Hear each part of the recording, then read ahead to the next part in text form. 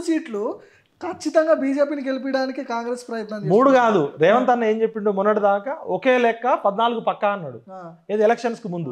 Election తర్వాత 9 వస్తాయి అంటున్నాడు. 17 ఎందుకు అనట్లేదు? ఖచ్చితంగా ఏ రాజకీయ 17 అంటే ఒకటి హైదరాబాద్ సీట్ అటు పోయింది, ఈ 3 గెలుస్తా 14 అన్నాడు కదా.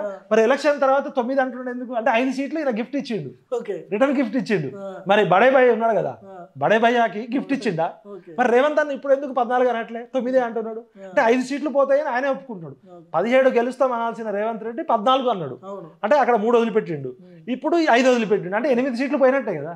8 పోతే మిగిలిన 9. ఈ 9లో కూడా ఎన్ని వస్తాయని చూడాలి. ఇప్పుడు మహబూబ్ నగర్ ఎట్లుంటుంది? డీకేఆర్ కూడా ఒకసారి ఆదిలాబాద్ కాంగ్రెస్ బీజేపీ మధ్య టఫ్ ఫైట్ ఉంది. ఆదిలాబాద్ లో కాంగ్రెస్ పార్టీ మంచి క్యాండిడేట్ కి టికెట్ ఇచ్చింది. ఆమె ట్రైబల్స్ లో గోండులో మంచి ఉద్యమకారిని, టీచరు, హ్యాట్స్ ఆఫ్. బట్ అక్కడ బీజేపీ నెరేటివ్ అనేది చాలా బలంగా ఉంది కాబట్టి అక్కడ ఎవరు గెలిచినా కూడా ఆశ్చర్యం లేదు. బీజేపీ వాళ్ళు మేము గెలుస్తామంటున్నారు, కాంగ్రెస్ వాళ్ళు కాంగ్రెస్ గెలుస్తున్నారు. కానీ అక్కడ హిందూ ముస్లిం పోలరైజేషన్ కానీ బైన్సా అలర్లు జరుగుతుంటాయి, మత కలోలాలు జరుగుతుంటాయి. మహారాష్ట్ర బార్డర్ కాబట్టి బీజేపీకి కొంచెం ఎడ్జ్ ఉండే అవకాశం ఉంది. నెక్స్ట్ నిజామాబాద్ 100% బీజేపీ గెలవడానికి అవకాశం ఉంది. అక్కడ అరవింద్ అగ్రెసివ్ నేచర్ కావచ్చు, హిందుత్వవాదం కావచ్చు, మోడీ ఇమేజ్ కావచ్చు, మున్నూరు కాపు బలం అది. బీసీలు అంతా పోలరైజ్ అవుతారు. జీవన్ రెడ్డి గారు అరవింద్ తట్టుకోలేడు. ఆయన బాజిరెడ్డి గోవర్ధన్ మున్నూరు కాపోట్లు కొంత గెలుస్తారు కానీ అక్కడ అరవింద్కి అడ్వాంటేజ్ ఉంది. ఆయన పసుపు బోర్డు తీసుకొచ్చిండు, స్పైసెస్ బోర్డు తీసుకొచ్చిండు, కవిత ట్యాక్స్ జిఎస్టీ లాగా కేఎస్టీని ఎక్స్పోజ్ చేసిండు. కేసీఆర్ కుటుంబంతో డి అని కొట్లాడిండు. ఒక దశలో ఆయన ఇంటి మీద వాళ్ళ ఇంట్లో బంజారాయిల్స్ కూడా దాడి చేశారు. ఆయన ఎప్పుడు పర్యటనకు పోయినా దాడి చేశారు. అక్కడ అరవింద్కి అడ్వాంటేజ్ ఉంది. సెకండ్ కరీంనగర్ లో బండి సంజయ్ బీసీ, అక్కడ కరీంనగర్ అంటేనే వెలమ కుంభస్థలం. ఇప్పుడు ఖమ్మంలోకి ఎట్లా ఆధిపత్యమో కరీంనగర్ వెలమల ఆధిపత్యం. బీఆర్ఎస్ పార్టీకి పుట్టినిల్లులోనే కేసీఆర్ని వినోద్ రావుని ఓడించాడు. వినోద్ రావుని ఓడించడం అంటే కేసీఆర్ని ఓడించడం. హిందుత్వం వాదము, అక్కడ నెరేటివ్ హిందూ ముస్లిం పోలరైజేషన్, అర్బన్ ఏరియాస్లో మోడీ మానియా, ఇద్దరు వెలమలకు వేయడంతో బీసీలంతా బండి సంజయ్కి ఉండడం. బండి సంజయ్ పార్టీలకు అతీతంగా ఎవరు కష్టంలో ఉన్నా కాపాడుకునే నేచర్ ఉంది. మన ఉద్యమకారులు కానీ జర్నలిస్టులకు ఏమి ఇబ్బంది వచ్చినా ఆయన జైళ్ళకి బెయిల్కి డబ్బులు పెట్టిండు, జైల్లోకి వచ్చిండు, కాపాడుకున్నాడు. మల్లన్నను కానీ, నన్ను కానీ, రఘువును కానీ, మన కాళోజీ శ్రీనివాసును కానీ, మైపాల యాదవ్ను కానీ. కాబట్టి స్వతహాగా బండి సంజయ్కి అక్కడ అడ్వాంటేజ్ ఉంది. అదేవిధంగా ఇక్కడ సికింద్రాబాద్లో కిషన్ రెడ్డి సౌమ్యుడు, ఆయన చేసిన డెవలప్మెంటల్ యాక్టివిటీసు దానం నాగేందర్ కిషన్ రెడ్డితో పోలిస్తే కొద్దిగా కిషన్ రెడ్డి గారిదే గత 4 సీట్లలో కిషన్ రెడ్డిదే కొంచెం టఫ్ ఉంది. కిషన్ రెడ్డి గారు బయటపడతారు అంటున్నారు. ఇలా చేవేళ్ళ తీసుకుంటే కొండా విశ్వేశ్వరరెడ్డి గెలుపు 100% ఈజీగా అయిపోతుంది, లక్షల మెజార్టీతో గెలుస్తారు. మల్కాజ్గిరిలో ఈటల రాజేందర్ గెలుపు ఈజీ, అంటే 6 సీట్లు అవుతున్నాయా. అదేవిధంగా మెదక్లో ట్రయాంగిల్ ఫైట్ కొద్ది గొప్ప ఉన్నది అక్కడే. ఒకటి వెంకటరామరెడ్డి అక్కడ డబ్బు బలం 100 కోట్లతో ఏదో ఒక ట్రస్ట్ పెట్టడము. అదేవిధంగా అక్కడ ముంపు గ్రామాల బాధితులు 20,000 నుంచి 30,000 వెంకటరామరెడ్డికి కర్రు కాల్చి వాత పెట్టాలని. ఎందుకంటే వీడు ప్రాజెక్టులు అన్ని తీసుకొచ్చి గ్రామాలు మింగిండు కాబట్టి అక్కడ కోపం ఉంది. కాకపోతే సిద్దిపేటలో బీఆర్ఎస్కి ఎంత లీడింగ్ వస్తుంది, గజ్వేల్లో ఎంత లీడింగ్ వస్తుంది అనేది ఇంపార్టెంట్. ఒకవేళ అక్కడికి కనుక లక్షల్లో లీడింగ్ వస్తే బీఆర్ఎస్కి ఏమైనా అవకాశం ఉంటే ఉండొచ్చు. బట్ రఘునందన్ రావుకున్న వాక్చాతుర్యము, రఘునందన్ రావు తెలంగాణ ఉద్యమకారుడు, స్వతహాగా ఆయనకున్న ఇమేజ్ తోటి బీజేపీ మేనియా, మోడీ ఇమేజ్, దీంతో రఘునందన్ రావు టఫ్ ఫైట్ ఇచ్చిండు. నీలం మధు ముదిరాజ్కి టికెట్ ఇవ్వడము, ఆయన ఎమ్మెల్యేకే పనికిరాడని పక్కకు పెట్టిరు, మళ్ళీ ఎంపీ టికెట్ ఇచ్చారు. ఆయన ఒక సర్పంచ్గా ల్యాండ్ డీలింగ్స్ లో కొన్ని డబ్బులు వచ్చినాయి, ఆ డబ్బులన్నీ ఖర్చు పెట్టించారు. ఇప్పుడు అప్పులు చేసి పాపం పెట్టారు. ముదిరాజుల ఓటు నీలం మధు ముదిరాజ్కి ఎంతవరకు వస్తుందో చూడాలి. అంటే పటాన్ చెరువు సంగారెడ్డి వరకు పడవచ్చు, అంతవరకు అయినా ఆయన గెలిచే సీట్ కాదు. ఇప్పుడు ముదిరాజులకు టికెట్ ఇవ్వాలనుకుంటే గెలిచే భువనగిరిలోనో, గెలిచే ఖమ్మంలోనో, గెలిచే ఎక్కడ దగ్గర ఇవ్వచ్చు కదా.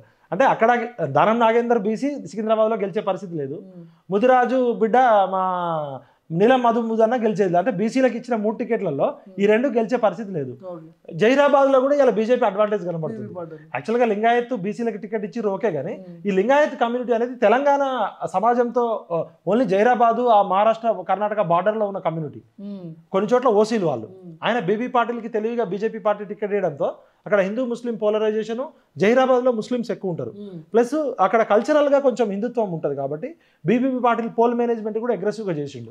సురేష్ శెట్కర్ కూడా బీసీఏ, అక్కడ కూడా బీజేపీకి ఎడ్జ్ కనబడుతుంది. ఖమ్మం లాంటి చోట ఇలా బీజేపీ సెకండ్ ప్లేస్, అసలు అక్కడ డిపాజిట్ కూడా రావు.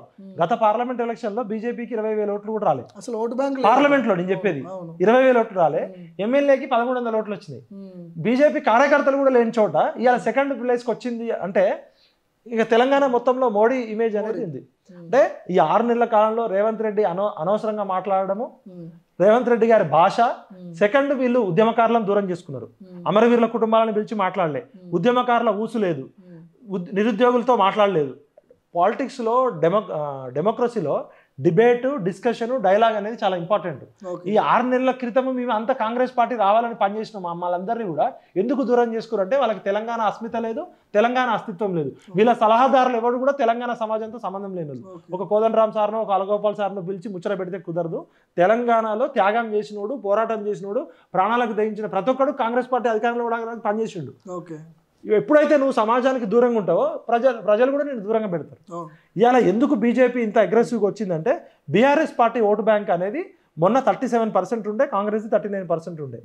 మొన్న 14% ఉన్న బీజేపీ ఇవాళ దాదాపు 30%కి దాటుతుంది. మరి ఇంత తక్కువ కాలంలో ఎందుకు అంత స్పేస్ వచ్చిందంటే ఈ పార్లమెంట్ ఎలక్షన్లో బీఆర్ఎస్కి ఓటేస్తే మాకు వచ్చేది ఏమి లేదు, కేసీఆర్ ప్రధానమంత్రి అయ్యేది లేదు, కేటీఆర్ క్యాబినెట్ మినిస్టర్ అయ్యేది లేదు. వీళ్ళు తెలంగాణ ఉద్యమంలో అన్ని సీట్లు ఇచ్చినప్పుడే పార్లమెంట్లో ఏం పీకలేకపోయారు, బీజేపీకి డబ్బా కొట్టిరు, లేకపోతే బాయ్కాట్ చేసిరు. కాబట్టి గెలిస్తే ప్రధానమంత్రి మోడీ అవుతాడు, లేకపోతే రాహుల్ గాంధీ అవుతాడు. అయితే కాంగ్రెస్ కోటేసిరు, లేకపోతే బీజేపీ కోటేసిరు. మొన్న అసెంబ్లీ ఎలక్షన్లో కాంగ్రెస్ కోటేసిన వాళ్ళు కూడా ఈసారి ప్రధానమంత్రి మోడీ కోటేయాలి, మోడీ వాళ్ళు బీజేపీ జెండా తెలియదు, బీజేపీ గుర్తు కూడా తెలియదు, మోడీ మోడీ మోడీ అనేది వెళ్ళిపోయింది. ఆ విషయంలో బీజేపీ 4 సీట్లు ఉన్నది, 1 సీట్ వచ్చినా వాళ్ళకి అడ్వాంటేజ్. కాంగ్రెస్ పార్టీకి కనీసం 10 సీట్లు రావాలి, ఎందుకంటే 65 ఎమ్మెల్యే సీట్లు అంటే వీళ్ళు 10 సీట్లలో గెలవాల్సింది. 10కి తక్కువ 1 సీట్ వచ్చినా కూడా కాంగ్రెస్ పార్టీకి ఫెయిల్. ఎందుకంటే ఈయన రెఫరెండం అన్నాడు. అక్కడ రేవంత్ రెడ్డి గారు పాపం తెలవక ఏమో రెఫరెండం అన్నాడు. రెఫరెండం అనేది 5 సంవత్సరాల పాలన అంతా అయిపోయినాక బంగారు తెలంగాణ, వజ్రాల తెలంగాణ, కేసీఆర్ ఆల్రెడీ బంగారు తెలంగాణ చేసిండు, రేవంత్ రెడ్డి వచ్చి వజ్రాల తెలంగాణ చేసినాక ఇక ఏమీ లేవు, కాంగ్రెస్ పార్టీ చేయడానికి తెలంగాణలో ఏమీ లేదు అన్నప్పుడు రేవంత్ రెడ్డి రెఫరెండం అనొచ్చు. ఒకవైపు ఖాళీ బిందెలు ఉన్నాయి, నేను అదేంటి లంక బిందెలు ఉన్నాయేమో అనుకొని వస్తే ఖాళీ కుండలు ఉన్నాయి, మొత్తం అప్పుల పాలు చేసిండు, జీతాలు ఇవ్వడానికి కూడా డబ్బులు లేవు, ఏం చేయలేను, 5 నెలల సమయం సరిపోదని ఒకవైపు అంటాడు. ఈ 5 నెలల్లోనే నన్ను విమర్శిస్తారా అంటాడు. మరి ఒకవైపు 5 నెలల్లోనే నువ్వు రెఫరెండం అని ఎట్లా అంటావు? అంటే తెలంగాణ ప్రజలు మీరిచ్చే తాయిలాల కోసం ఓటేయాలా, బిచ్చగాల తెలంగాణ ప్రజలు ఏమన్నా? అంటే మాకు 2 లక్షల ఉద్యోగాలు వచ్చేసినాయి, మాకు మొత్తం సామాజిక న్యాయం జరిగింది, బీసీలకు అంటే రెఫరెండం అని ఎట్లా అంటావు నువ్వు? రెఫరెండం అంటే ఇప్పుడు నువ్వు 17కి 14 గెలవాలి కదా, 14కి 1 తక్కువ వచ్చినా రేవంత్ రెడ్డి పాలన ఓడిపోయింది ఆయన ఒప్పుకున్నట్టు. అన్న నువ్వు చాలా అగ్రెసివ్గా చాలా కేసీఆర్ని కొట్లాడినావు, మా అందరికి హీరో నువ్వే. మా హీరో 0 అయిపోతే బాధపడతావు. ఆ రోజు మా కేసీఆర్ హీరో, ఇట్లనే అహంకారంతో పోయి 0 అయిండు. నువ్వు 0 కావద్దు, హీరోగానే ఉండాలి, ప్రజల ఆకాంక్షలకు అనుగుణంగా పనిచేయాలి. మీరు సరైన అవగాహన ఉంటే సరైన ఆశయం ఉంటుంది, సరైన ఆశయం ఉంటే సరైన ఆలోచన ఉంటుంది, సరైన ఆలోచన ఉంటే సరైన ఆచరణ ఉంటుంది. మీకు అవగాహనలో లోపం ఉంది ఈ రాజకీయ నాయకులకి, ఆశయంలో చిత్తశుద్ధి లేదు, ఆలోచనను ఎవరితో పంచుకోరు. నేనే, నాకే, నాదే, నా మాటే శాసనం, నేను చెప్పిందే వేదం, నేనేది తలుచుకుంటే అది అవుతుంది అని కేసీఆర్ విర్రవీగితే, కేసీఆర్ ఏమన్నాడు? Telangana is equal to KCR, KCR is equal to Telangana, Bathukamma is equal to Kavithamma, Kavithamma is equal to Bathukamma. Telangana ఉద్యమంలో కేసీఆర్ గారి పాత్ర ఉంది, దానికి హ్యాట్స్ ఆఫ్. నా వల్లనే తెలంగాణ వచ్చింది, నేనే తెలంగాణ తెచ్చిన అంటే కర్రు కాల్చి వాత పెట్టింది. ఇవాళ నేనే తెచ్చిన కాంగ్రెస్ పార్టీని అధికారంలో, నా వల్లనే కేసీఆర్ని అంటే రేవంత్ అన్న, ఎవరికైతే అజ్ఞానం ఉంటుందో వాళ్ళకి అహంకారం ఉంటుంది, ఎక్కడ అహంకారం ఉంటుందో అక్కడ అంధకారం ఉంటుంది.